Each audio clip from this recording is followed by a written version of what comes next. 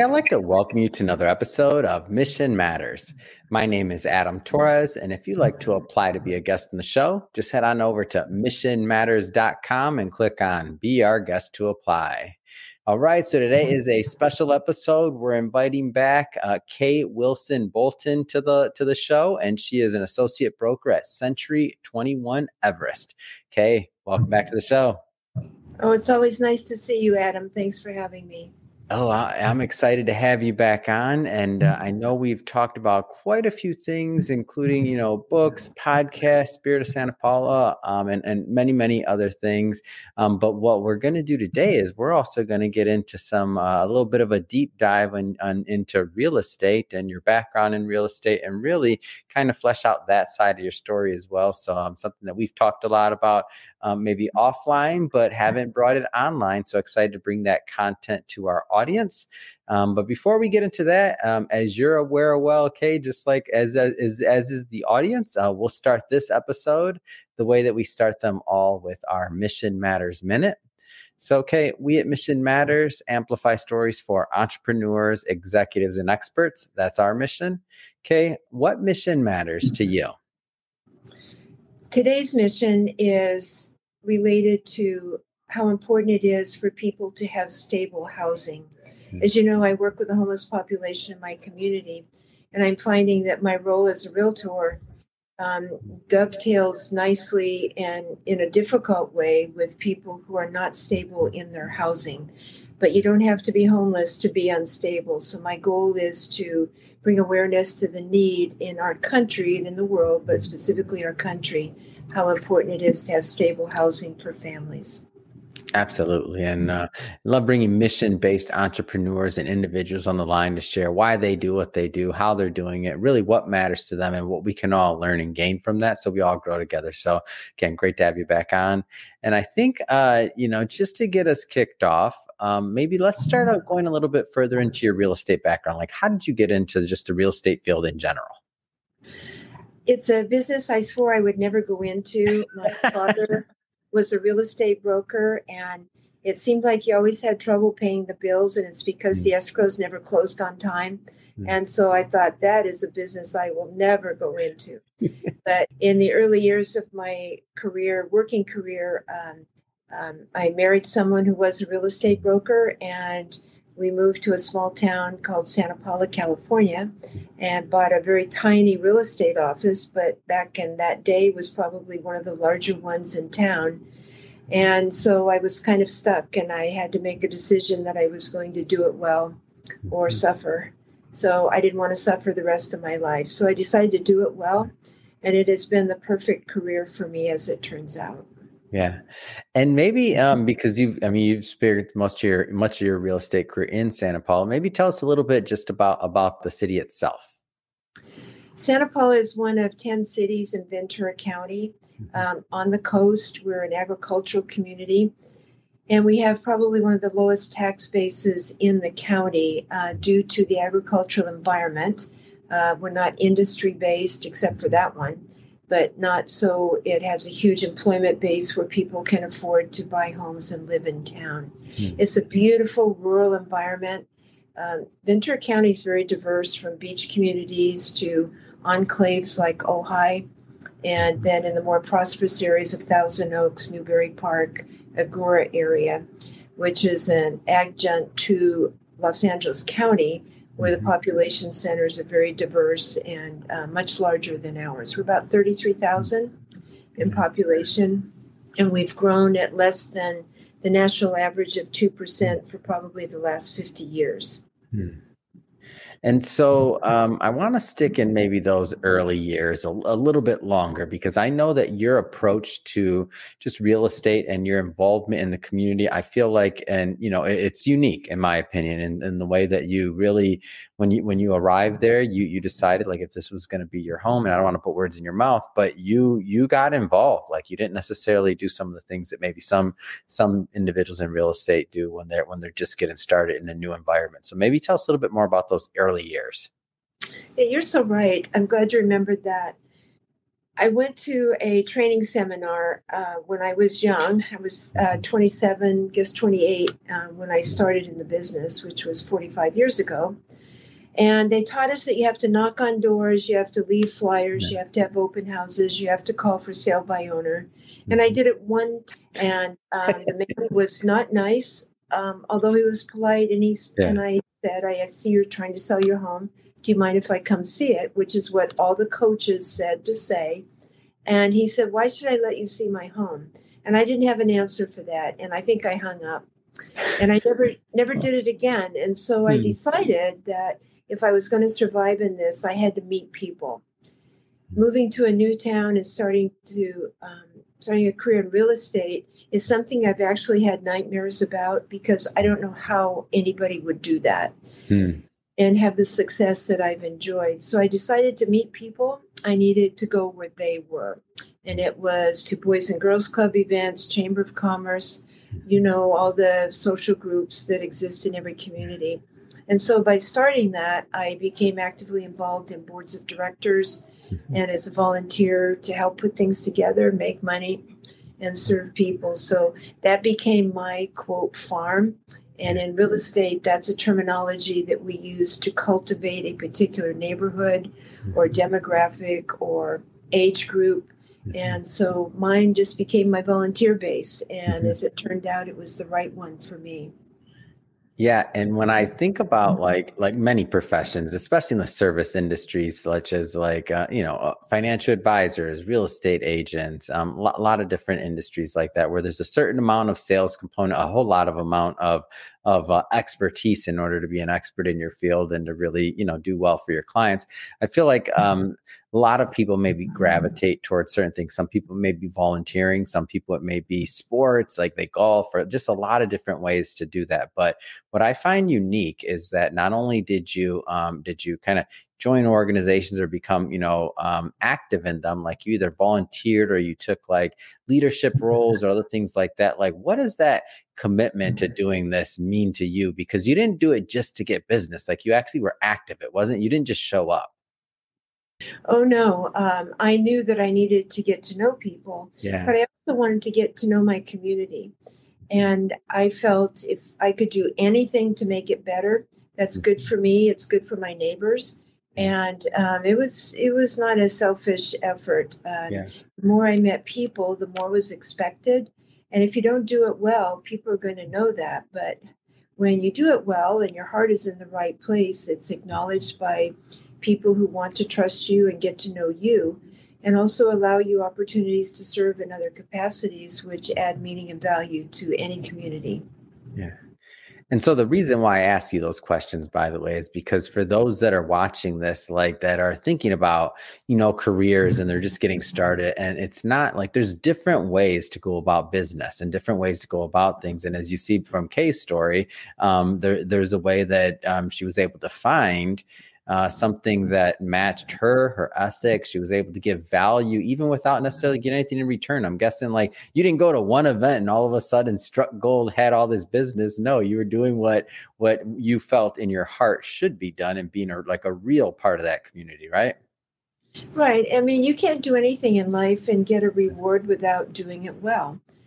Politics may have a little different flavor of that, but people are going to know if your heart's in the right place, and you don't get reward if the benefit is not evident to everybody.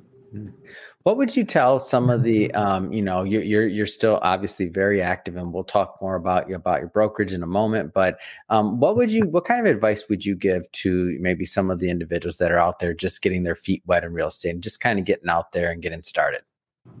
Number one is know your ethics guidelines. The National Association of Realtors now has 23 ethics statements. Part is for each other and part is for the public. And it is to make sure the behavior is correct and get to know what those are. You can make a mistake and not realize it. But one of the big mistakes is to talk badly about a competitor and to disparage them specifically to a client. Another is to try and buy a property with somebody else's name. so that the client doesn't know that it's actually you. Those seem obvious, but those ethics are there for a reason. And get to know and love your colleagues. If you don't have a good relationship with colleagues, you have a hard time putting deals together. And the one that suffers in that is your client. So if you're cranky and don't follow through, don't show up for appointments, don't provide documents when you're supposed to, you're not going to be someone that your colleagues want to work with. And so my advice always is to cultivate them as your best friends. It's great advice. I want to switch it up a bit here. So just jumping around slightly. So part of the reason, of course, we brought you back in the show is that I'm thrilled to announce that you'll be participating in another Mission Matters release. This one, we're going to focus a little bit more on the real estate side of things and your ideas behind, of course, housing and the accessibility towards housing. So maybe just high level for everybody that's watching. And don't worry for everybody that's watching, by the way, we're going to bring Kay back on the line once the book is actually live and out there and in print. And we'll do a deep dive, but maybe high level for today, Kay. Tell us just a little bit about what you plan on proposing in the upcoming book. I want people to think differently about their investment and looking differently at rate of return for the sake of your community.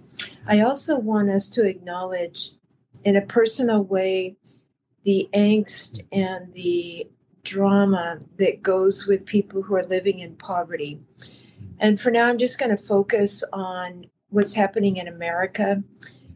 I read a statistic this week that the Oxfam, it's a global charitable donation group, stated in 2017 that the 22 most wealthy men in the world have more wealth within that 22 number than all of the women in Africa. Wow. And there are 500 million women in Africa. And so I'm not disparaging those who have wealth, but we need to be concerned and look differently at people who do not. Parents today who don't have money to pay the car insurance are at risk of having the car towed, having a serious accident that causes a severe financial setback. And the kids learn that behavior. And unless there is a real effort to change the educational system where kids are treated the same, have the ability to get to school no matter what happened to the family car, we're looking at generational poverty. And that should scare everyone because history has shown, for thousands of years that there are uprisings within people groups where there are disadvantages and they feel that they're suffering because of the ruling class having all the wealth. I am not a socialist. I'm not talking about distributing wealth, but I am concerned about how we're going to change generational poverty in the United States. And one of the ways is to provide housing of some kind. That is where you get the stable family. You have a place where the kids can do homework, can celebrate birthdays, celebrate Christmas, have family gatherings, have their own bed, or even sharing a bed in a quiet, private place. There is nothing that is more important than that. Health obviously ranks in there, but without stable housing, I don't know how the next generation is going to survive this global rise in interest rates, the cost of doing business, the cost of everything. It's alarming in my view, and in my work with homeless people, I get the residual and the bottom of the barrel, so to speak, of people who have lost housing. And that in itself is another topic, but that's where we're headed in communities, I'm afraid. I do want to stick on that a little bit longer, though. For those that maybe haven't caught some of our previous work together, of course, we'll get into your brokerage. We're going to talk. I want to know more about about your concepts around affordable housing, and even we can get local and regional if you like, in terms of Santa Paula and other things like that. But maybe just talk a little bit about that, so that people know that you're not just giving an opinion. That you're for those that haven't caught maybe some of our previous interviews, but that you're working and you're an expert in this and you're working on this day in and day out. Yes, I serve on two advocacy groups where we are talking about how to require developers to add an affordable component to every housing development. Yeah. There is a myth throughout America and in my community that affordable housing means broken down cars, laundry on the porch, broken windows, and crime. In Santa Paula, where we have some very nice affordable projects, the crime rate within those projects, those neighborhoods, are less than they are in conventional neighborhoods. Mm. It's because there's on-site management and there are rules that you have to abide by. So there's one myth that needs to be dispelled. The other is that affordability in Ventura County, someone has to earn $84,000 to be considered not moderately poor. So the moderate price range or the moderate range for income is $84,000 for people who are in the lower, groups for affordability. So we've had, I'll just give an example, and it's a touchy subject in my community, but a local farming group who has been excellent stewards of the land and of taking care of their farm workers and gets a thumbs up every time they want to do a project in the community. They were granted an allocation of 1,500 homes on a 500-acre parcel. It took some marginal farmland out of production, which was controversial, but because Santa Paula has green belt all the way around it, there was no place to grow. And so there was a requirement initially that they provide 20% of that development, which would be 300 homes, to be in the affordable category. And in Ventura County, my community, affordable is teacher salaries, nurses, and some of the first responders. So that took away that myth. But then they came back to a city council in about 2006 and asked the council to let them pay what is called an in lieu fee, which means rather than building that $300,000 unit, we're going to give you $4,464 for each home in the entire project that will go into a fund that you can use to build affordable homes somewhere else. Well, in reality, $6 million, some $100,000, but there is no place to build them. So looking back, we should have made them or required that they follow through with the development agreement and build those homes, because now we have a shortage of 300 units and there's no place to put them. So we have a nice bank account, but it's have no value if there's no place to build the project. So I'm working on two advocacy groups where we are looking at every city's requirement to provide for affordable component and also to advocate where we can to encourage city councils to have the courage to make them build them. What do you think drives you towards this this advocacy? How does this tie into your day to day? Because I'll tell you, not everybody has the like your mission. It's pretty well defined. It's straightforward. What drives you and keeps going to do that? Because that's not easy. I shouldn't use the word fight, but it's not easy mission. It's not an easy thing to do in your field, especially with what you're doing. What drives you to keep doing that? Well, I'm Christian, and I was raised in a home where I remember watching my mother feed what we called then hobos. We don't do that anymore, just so everybody knows. But that's what we called them then. Our home in New Hampshire was on the railroad track line, and they rode the rails, and they knew that at our house they could get a meal. So at 5 years old, I remember watching them eat a plate of food on our back step. Little did I know that impression would be so firmly planted in my heart. It burns. When you see something, it burns an image in your brain that you cannot unsee. And so that stayed with me.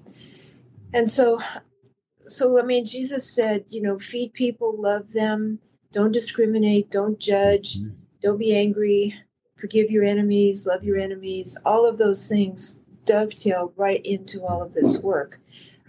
So I became a chaplain for Ventura County Fire Department in 2007. And Spirit of Santa Paula was just forming at that time, and we had not really found our stride. But on Christmas Eve morning in 2008, we found that a homeless man had died in one of our churches. Mm-hmm. And that was the beginning. And I was astonished that in all of our comfort zones that we even had homeless people in town. Yeah. But I learned that the 13 people who had been in and out of that church at night were from Santa Paula. And so God put it on my heart that I had to do something. And so the rest is really a super neat bit of history, how one person, it happened to be me. In other communities, it's many other people who get the same drive, whether it's to help animals, aging people, there's an array of things to do in every community, but that was mine.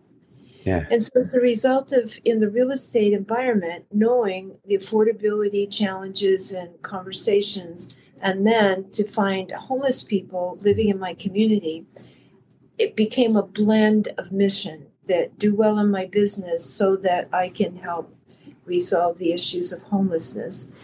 And it's changed a lot, addictions and alcoholism and, challenges of all kinds have kind of changed the face of homelessness. But I will tell you, with this recent increase in rents, it's exacerbated it. Our shelter, it has room for 49 people. We currently have 52. We're stretching it. They were just, sometimes I use words that aren't politically correct, but here's one. On Monday, the Corps of Engineers and County Watershed, police and sheriff's deputies ran out of the river about 70 people where they have no place to go. And, the chatter on Facebook and Nextdoor can get pretty heated. And I really try to respond softly so that I can get people to think about what they just said. But many people don't care where they go. They don't want them here in town. They don't care where they go. When you look at the Los Angeles streets, there are children, old people, veterans, families living on a street corner. Yeah. Where do they pee and poop? How do they get food? What do they do when they have a toothache? There are social services everywhere. But I'll tell you, without a kinder population looking at this problem to solve it, it's going to get a lot worse. City of Oxnard is probably the most exemplary town in our community, designating land to build high-rise apartment buildings for homeless people. Nobody wants that, but we have to want it, or we're going to have homeless people on our streets. So that's where my passion kind of is driven, to have people look at things differently. Mm-hmm. If somebody hasn't been touched by homelessness or drug addiction in their family, they're not going to have the heart to participate in the change. But I pray they don't experience, but more and more people are. And I think that's changing some hearts and minds towards helping to solve the problem. Yeah. And for people that are watching this for context or listening to this, so we're recording this in November of 2022. So a lot going on in the economy and, inflation. I mean, prices rising, food, like the cost of groceries, like it's tough for most people, especially what you mentioned in terms of like housing. It's tough for most people, but it's possible it could get worse, right? And so, like as you mentioned, kind of earlier in the interview, that you're really focused on sometimes, what are known as the least of these, like those that need the help the most as of this moment. And so for them, if we're not making that conscious effort, it could get a lot worse, can it? It can, and then your streets get filled up. And, I think in fairness, we're all feeling the pinch of this changing economy. You would just fill your gas tank, and how does that feel? Does not feel good, Kay, I'll tell you. Yeah. Last night on NBC News, they said that the cost of this year's Thanksgiving dinner is 20% more. Wow. So that's a bit, in reality, does that really affect most of us? Most listening to this, probably not. Yes, we're spending more, but does it mean our housing is at risk or the car payment? Probably not. But I will tell you, for 20% rise for most people below that moderate income level, they may just do without Thanksgiving dinner. So what does that do? Does it teach them that they can have bologna instead? Does it teach them that a ham at half price, maybe the day before is good enough for them? Is that what we want? What that does is it creates classes. And when you start creating classes of opportunity and dysfunction, that's where the discontent comes in. And if we don't start with this generation of parents helping the kids change that cycle, the parents are going to need more and more support as we go along, and the kids are going to need it. So that means those who are paying taxes are going to have to pay more and maybe retire later than they wanted to. So there's a burden on either side. So if we can figure out a way to balance the pain, I think we'll have a happier society going forward. But, just elevating dialogue is important, but it has to be reasoned dialogue so that we're listening to each other. Well, I'm glad that affordable housing has you as an advocate on their side and working on it and continuing to be a voice to educate the public in the issues, really, and allow people to understand like the importance of it. As you mentioned, not maybe all of us, this isn't front or top of mind, but these moments of you coming on shows like mine and others and really getting the word out there for people to understand, I feel is vitally important. I want to jump around here a bit, and I do want to circle back to your brokerage for a bit with some of the time that we have left here and just get a little bit more into your practice just overall. So Century 21 Everest, you mentioned you purchased it quite some time ago when you first moved to Santa Paula. Tell us a little bit more about the business and what you do today. Well, actually, that's a little different. When we moved to Santa Paula, we purchased the office of Floyd Hare. Oh, got it.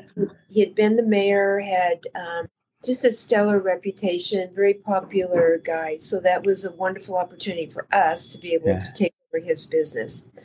And then a few years later, we had been growing the business. We changed the name to Cal West Real Estate. And then we went into a franchise of Better Homes and Gardens.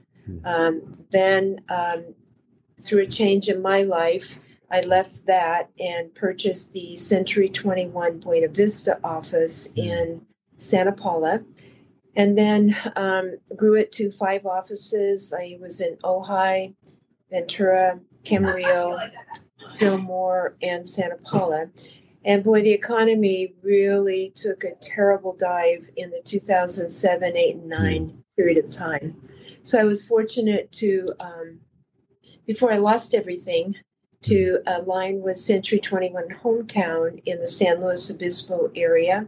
So they purchased my company, and I went to work for them. Then just an evolution. So now Century 21 Everest has purchased some of those companies and have now just joined with the Century 21 Alliance, which owns companies up and down California.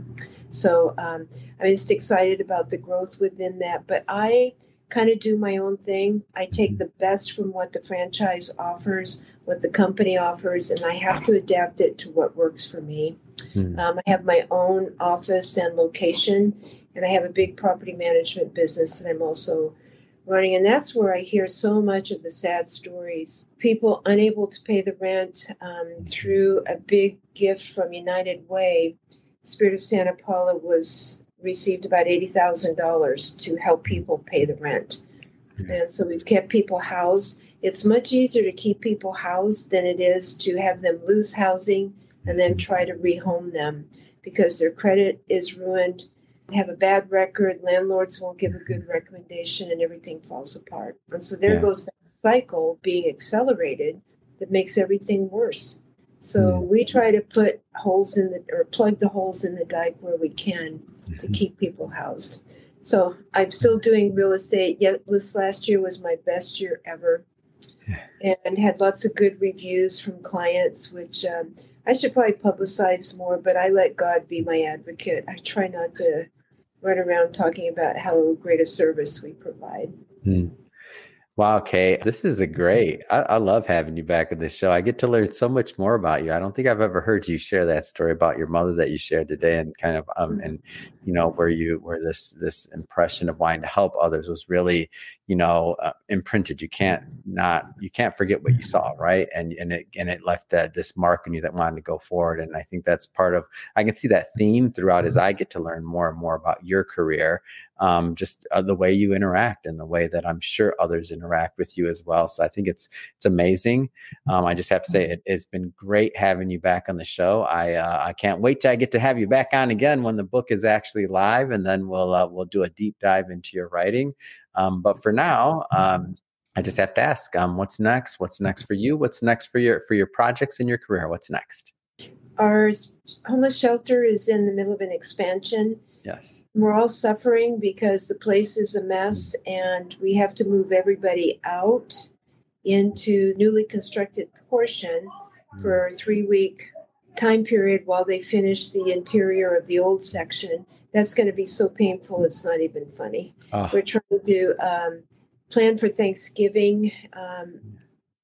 And we have their street outreach program. We have more people coming to us now during the day because they were displaced from the riverbed. And so that's on the horizon, and we just really need case management. My case managers suffer from perceived failure on their part to not do more for our homeless people. We have 3 families who have been approved for housing, but there's no place to put them. And so that's where we need the affordable component in every building project that's, on the books. And if we don't have that affordable component, my people will be living at Harvard Shelter for a long time. But what's so funny? When I walk into the building, the kids run, and it's Kay's here. And those kids do not know they live in a homeless shelter. Yeah. To them, that is home. And I'm just so thankful that we've been able to provide that element for them. They've got their normal stuff with each other and parents, but they're doing it in a very open environment. And there's lots of aunts and uncles around. Most people are very sweet and tolerant about the kids, but they don't know that they are homeless. Wow. They're not. They live in a shelter. And I don't know. I'm so grateful for that, because that's probably the greatest gift we can give them during this time. Oh, I'm grateful as well. And Kay, again, amazing having you back on the show. If somebody wants to learn more about your work, whether it's at Santa Paula or Spirit of Santa Paula, or whether it's at Century 21 Everest, what's the best way for people to follow up and to connect? 2 ways. One, website's probably the best, spiritofsantapaula.org. And my business website is realestatemagik.com. And it's not magic voodoo. Magic stands for mercy and grace in Christ. And that's where my heart beats. So people just have to put up with it. And so realestatemagik.com. I've had that web name since they first came out. So it's been, I don't know, when was that? 19 whatever. Yeah. So it really worked well for me. But so it's realestatemagik.com and spiritofsantapaula.com. And you can just Google my name and you can find all of those. Wonderful. And we'll put all that information in the show notes so that our audience can just click on the link and head right on over. And speaking of the audience, if this is your first time listening to a Mission Matters episode or engaging with the platform, we're all about bringing on business owners, entrepreneurs, and executives and having them share their mission, the reason behind their mission, why they do what they do, and what we can all learn and gain from that so that we can all make the world a better place. If that's the type of content that sounds interesting or fun or exciting to you, hit that subscribe button, because we have many more mission-based individuals coming up on the line, and we don't want you to miss a thing. And Kay, again, it's been a pleasure. Can't wait till the next time. Thanks again for coming back on. Thank you, Adam. Bye for now.